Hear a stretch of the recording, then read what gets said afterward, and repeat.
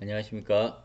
오늘 이 시간에는 지난 시간에 이어서 기관 내부 외부의 환경 분석하는 방법에 대해서 살펴보도록 하겠습니다.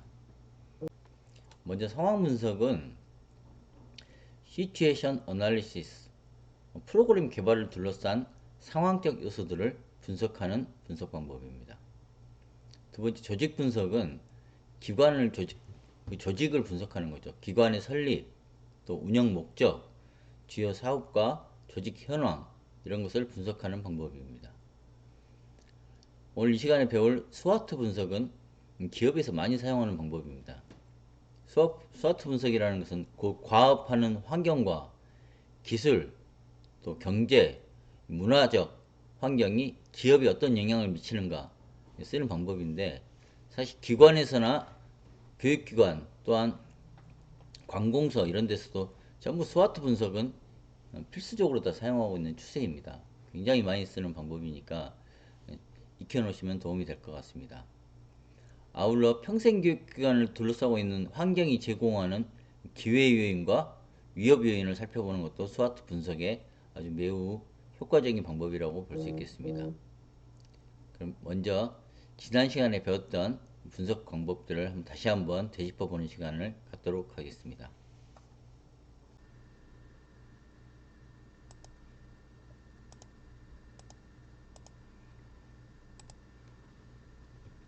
먼저 상황 분석입니다.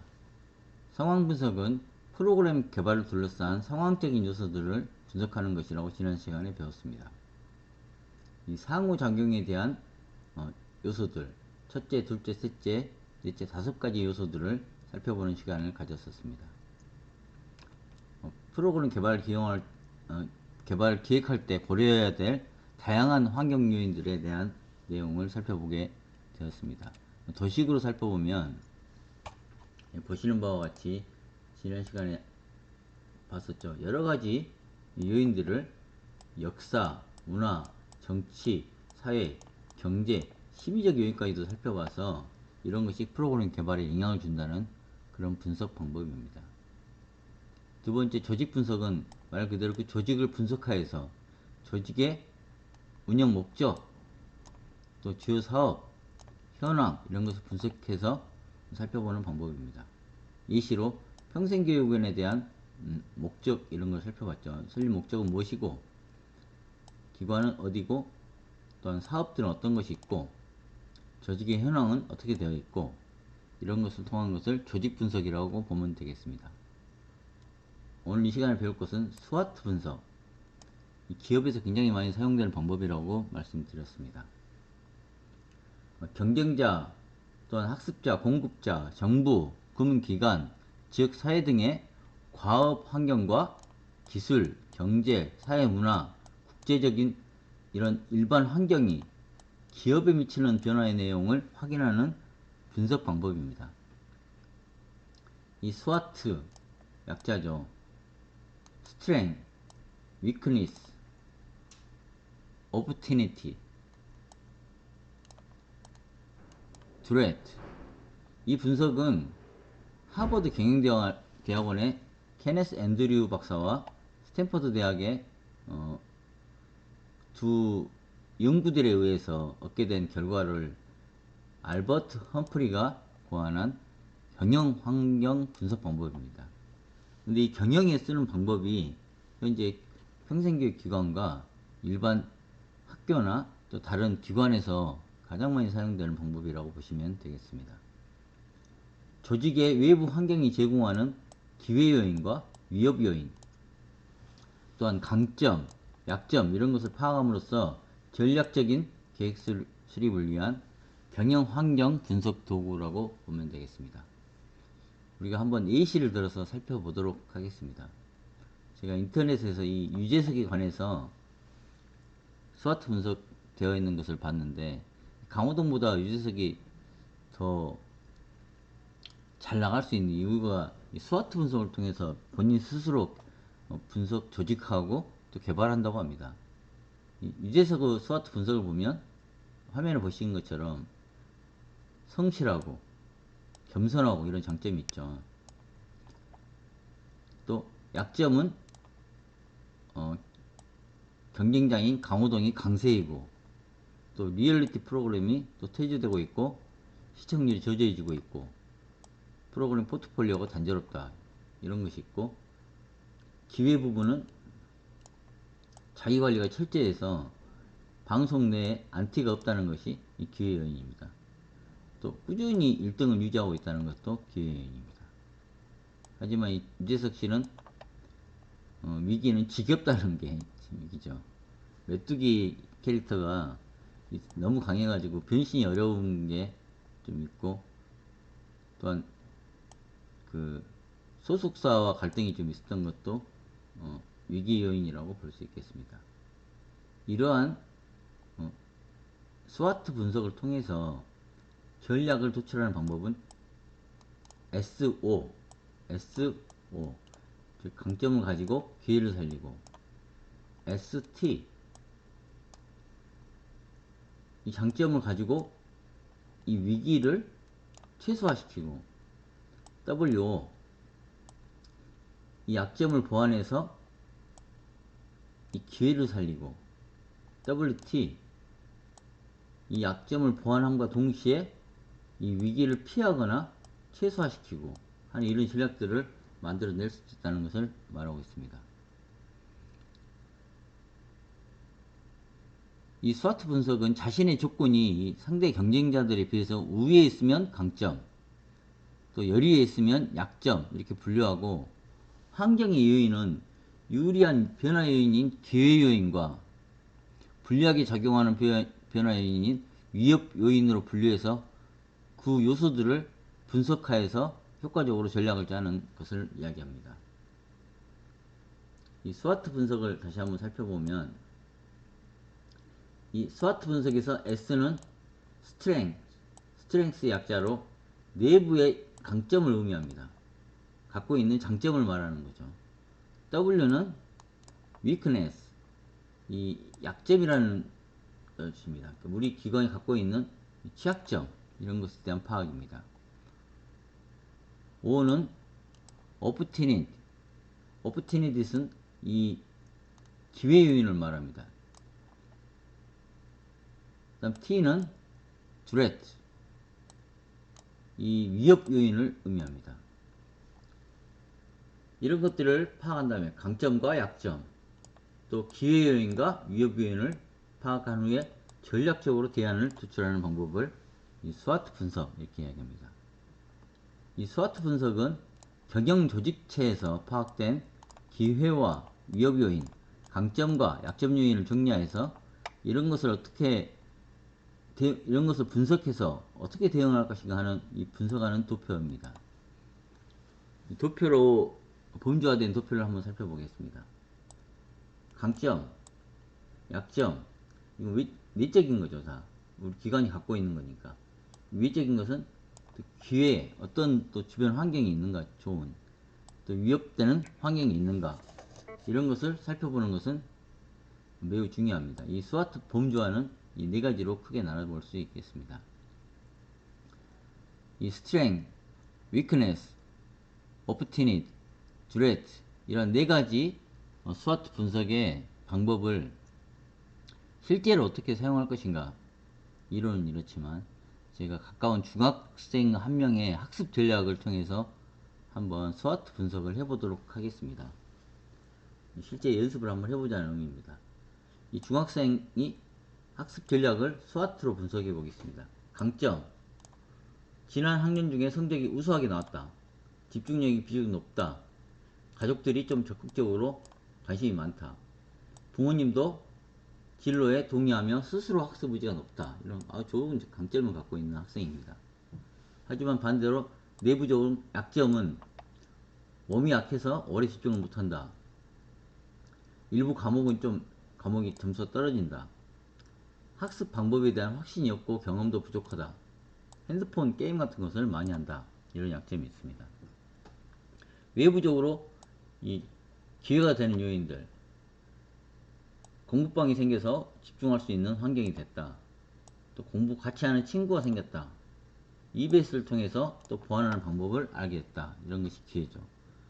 또 외부적인 환경적인 위협은 자기 친형이 공부를 가르쳐줬는데 학습 멘토가 사라졌다. 또 내가 갖고 있는 진로와 부모님이 바라는 진로가 서로 맞지 않다. 또 꿈이 있으나 선례가 없어서 불안하고 정보가 부족하다. 이런 환경적인 위험을 갖고 있는 학습 전략을 어떤 식으로 분석하는지 보겠습니다. 이렇게 SWOT, 이러한 내부적인 요인과 외부적인 요인을 분석한 후에 분석을 통해서 전략을 짜는 것입니다. 보겠습니다. 이 학생 같은 경우는 이 분석 전략이 SO 전략, 즉 강점을 가지고 이 기회를 살리는 전략은 학습 성과가 높았던 경험을 살려 친구와 학습 내용을 점검하며 서로 공부하겠다. 이런 전략을 짰죠. 또한 WO 전략, 즉 weakness, 약점을 보완하면서 기회를 살리는 전략으로는 부모와 진로에 대해서 진지하게 이야기 나누고 취미가 같은 친구와 동아리 활동을 전개하겠다. 이런 전략을 짰죠. 또한 ST 전략은 이런 게 있습니다. 이 강점을 가지고 위험을 피하거나 최소화시키겠다. 자기 주도학습 방법을 익히고 형님이 군대 갔으니까 대신 선생님한테 질문을 하고 친구들과 토론하면서 공부하겠다. WT 전략, 약점을 보완하는 동시에 위험, T를 피하거나 최소화시키겠다. 이런 전략으로는 스마트폰을 일정 시간만 사용하는 계획을 세우고 또 진로 탐색 및 관심 있는 분야의 진로 체험을 직접 해보겠다. 이런 전략을 짰죠. 이런 식으로 직접적인 스와트 전략을 하다 보면 자신이 몰랐던 약점과 강점 또한 전략들에 대해서 또 새겨볼 수 있는 시간이 될 수 있습니다. 좀 더 구체적으로 살펴보면 좀 전에 본 것과 같이 SO 전략은 강점을 기회로, 또 ST 전략은 강점을 살려서 위협을 최소화시키고, W 전략은 약점을 기회로, WT 전략은 약점을 잘 알고 위협을 최소화시키고, 이런 전략들을 통해서 이 기관의 안정성, 또 프로그램 안정성을 찾을 수 있다는 것을 이야기하고 있습니다. 스와트 분석의 매트릭스 모형입니다. 기회 요인인 O, 강점을 활용하여 최대한 기회를 살린다. 기회를 살리기 위한 강점을 확인하고 발굴한다. 또한 약점 요인,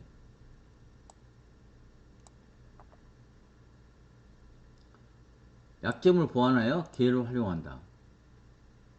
약점을 강점으로 전환하여 기회를 강구한다. 그러니까 O와 W, S와 O 이런 것입니다. T와 S, T와 S는 강점과 위협, 강점을 활용하여 위협을 회피하겠다. 위협을 회피하기 위한 강점을 발굴하겠다. 자, 위협과 약점이 동시에 있을 때는 이렇게 됩니다. WT겠죠. WT, 약점을 회피하기 위한 전략을 강구하겠다. 위협과 약점을 접점해서 선택하겠다. 사업을 포기하거나 또한 한쪽으로 적극적으로 투자하겠다. 위협 요인과 약점 요인을 확인하겠다. 이런 것을 통해서 그 기관의 프로그램의 약점과 또 피해야 될, 최소화해야 할 위협 요인들을 확인할 수 있습니다. 이런 스와트 분석을 사용하게 되면 어떤 특징이 있는지 또 살펴보겠습니다. 네 가지로 살펴볼 수 있는데, 이 스와트 분석의 특징은 첫 번째로 강점 요인은 우리 프로그램을 다른 평생 교육기관이나 프로그램보다 경쟁 우위에 위치하도록 만드는 요소를 가리킵니다. 또한 약점 요인은 다른 평생 교육기관이나 프로그램보다 열세에 위치하도록 만드는 요소를 말합니다. 셋째, 기회 요인은 우리 기관의 프로그램 수요를 확대하고 조직의 위치를 제고시키는 우호적인 현재나 미래의 상황을 의미합니다. 넷째, 위협 요인은 우리 기관의 경쟁력을 침해하거나 위협하는 현재나 미래의 상황이나 동향 또는 임박한 변화를 의미합니다. 이러한 것이 아까 말했던 그 학생 이시처럼 학생은 개인이지만 이 기관의 프로그램은 이런 부분을 살펴본다는 것이죠. 즉 강점은 다른 프로그램, 다른 기관에서 하는 프로그램보다 어떤 것이 우리가 경쟁 우위가 있는가 하는 것이 강점 요인이고, 약점은 어떤 부분이 약한가. 또 기회 요인은 또 수요를 더 키울 수 있는, 이런 나중에 더 사람들의 수요가 많아질 수 있는, 또한 조직에서 위치가 더 높아질 수 있는 이런 요인은 어떤 것이 있는가. 위협 요인은 다른 기관에 비해 경쟁력이 확 떨어지는 이런 요인이 어떤 게 있는가. 또 나중에 상태가 안 좋아질 상태는 어떤 게 있는가. 이런 것을 지금 이야기하고 있는 것 같습니다. 자, 보면 강점은 높은 생산 효율성. 자, 이십니다. 분석에 보면 지금 현재 여기서는 서울에 있는 어떤 무역 경영사의 분석 A입니다. 강력한 자금 조달 능력. 약점은 시설이 낙후되고 연구 개발이 부적절하고 경영이 취약하고 이런 것이 약점입니다. 기회 요인은 시장이 확대되어 있고 경제성이 있고 첨단 기술을 갖고 있고, 위협 요인은 자원이 부족하고 시장 기호가 변화되고 있고 다른 또 프로그램이 나타나고 있고 이런 것이 나와 있다는 거죠. 자, 그러면 그 네이버의 분석 사례입니다. 강점 요인은 이런 게 있고, 약점 요인은 이런 게 있고, 해결 방안은 이런 게 있고, 이런 식으로 각 기관의 조직 내부의 분석을, 강점 요인은 행정적인 부분에서는 이런 게 있고, 조직적인 부분에서는 이런 게 있고, 재정적인 부분에서는 이런 게 있고, 프로그램 부분에서는 이런 게 있고, 이렇게 각 조직 내부의 분석을 사례를 살펴봤는데, 우리는 프로그램 내용에만 한번 살펴보겠습니다.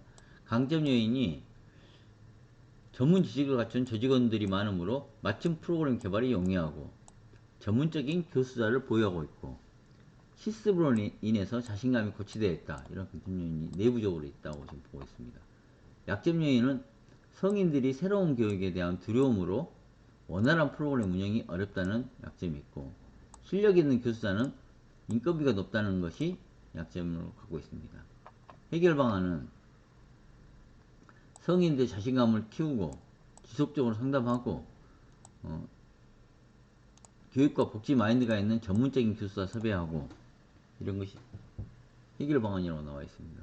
월급을 많이 주면 될 텐데요. 프로그램 내부적인 강점 요인과 약점 요인입니다. 그럼 외부적인 요인도 한번 살펴보도록 하겠습니다. 외부적인 요인들은 또 이런 것들이 있습니다.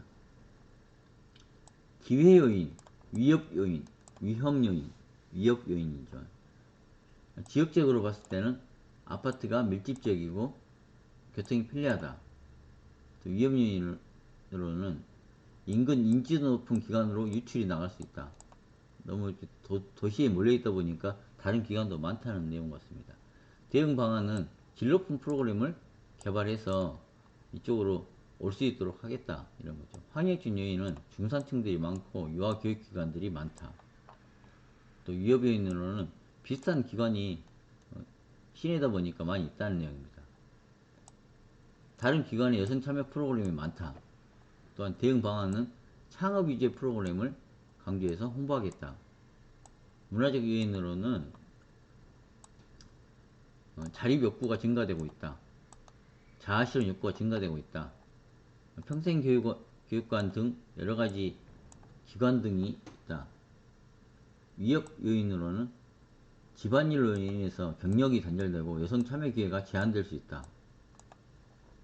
대응 방안으로는 방과후 수업같이 자녀도 같이 돌볼 수 있도록 함께 참여할 수 있는 프로그램으로 배려하겠다. 이런 거죠. 재정적인 요인도 살펴보겠습니다. 정부의 정책적인 지원으로 재정 확보가 용이하다. 관련 기관이 많아서 큰 기관에 대한 재정 편중이 있을 수가 있다. 그 다음에 대응 방안으로는 기업의 후원을 유도하여서 관련 기관과의 긴밀한 연계를 노력하겠다. 타 지역의 성공 사례들을 들어서 효과를 피력하겠다. 다른 기관 연계의 기회 요인입니다.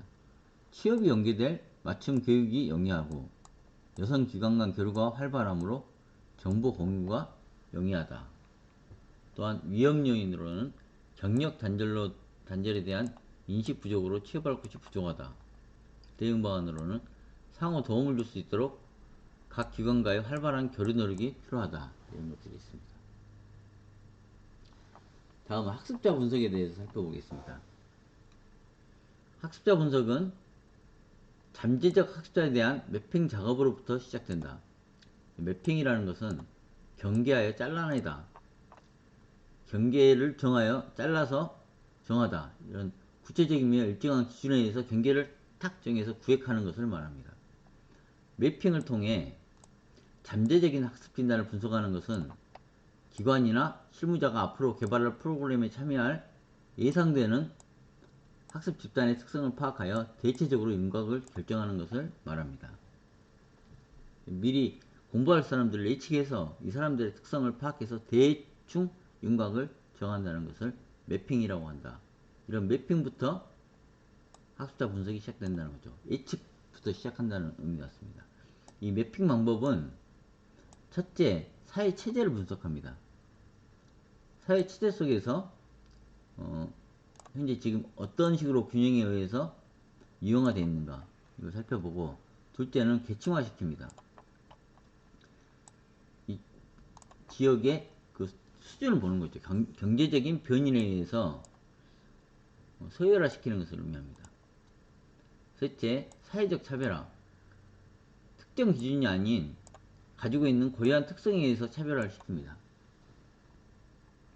넷째, 문화 분석. 이 집단이 갖고 있는 그 독특한 문화를 통해서 이용하는 방법입니다. 이 중에서 사회적 차별화 매핑 기법은 잠재적인 학습자, 이것을 분석할 때 많이 사용되는 방법입니다. 즉, 이 중에서 이 사회적 세 번째 방법이죠. 사회적 차별화. 고유한 구성원들이 갖고 있는 고유한 특성에 의해서 차별화시키는 방법을 가장 많이 사용된다고 지금 이야기하고 있습니다. 이 매핑을 통해서 잠재적인 학습자들의 특성을 파악하고 이를 프로그램에 반영함으로써, 즉 우리 프로그램 참여할 사람들의 고유한 특성을 이 프로그램에 반영한다는 거죠. 이러면 목표 달성에 또한 만족도에 굉장히 중요한 역할을 한다는 것을 말합니다.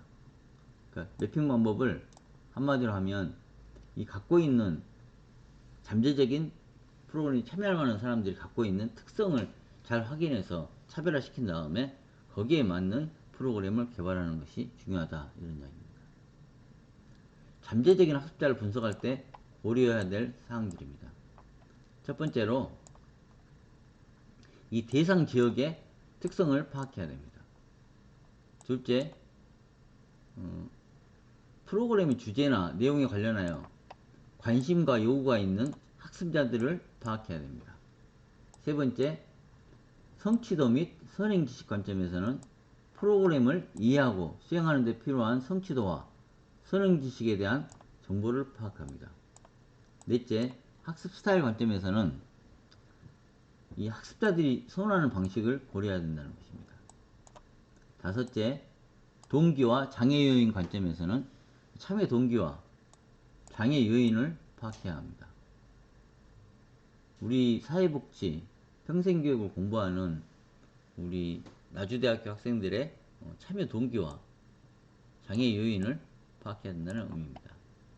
제가 지난 수업 시간에 한번 학생들에게 물어봤는데, 특별한 동기가 있는 학생들은 많지 않았습니다. 창업 동기 몇 분 계시고, 또한 사회복지 공부를 통해서 기관이나 또 공공기관에 취업을 위해서 공부하시는 분이 계시고, 또한 이제 연세가 들어서 성인 학습자라 나중에 사회복지 그런 프로그램을 또 자기가 운영하거나 가족들이 운영할 때 도움을 주겠다, 이런 이야기들을 하셨습니다.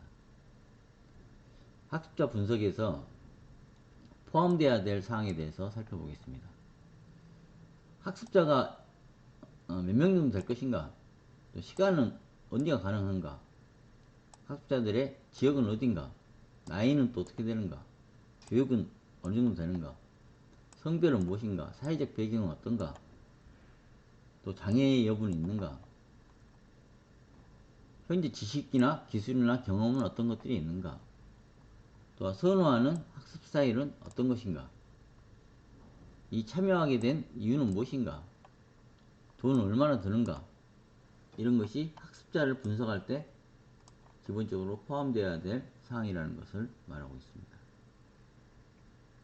실제 분석표를 한번 살펴보겠습니다. 잠재적 학습자, 그러니까 이 프로그램에 참여할 만한 사람들의 분석을 하는 것입니다. 연령은 어떻게 됐는가? 우리 사회복지과를 예를 들자면 40대가 가장 많은 걸로 알고 있습니다. 예상 인원수는 몇 명 정도 되는가? 여성은 몇 명이고 남성은 몇 명인가? 교육 수준은 어떻게 되는가? 고등학교 졸업생은 몇 명이고 대학교 졸업생은 몇 명이고 대학원 졸업생은 몇 명이고 경제적 수준은 어떻게 되는가? 2천만원 이상은 얼마 정도 되고 이런 것들을 분석을 해서 그 프로그램에 반영한다는 내용입니다. 주거 문화는 어떤가?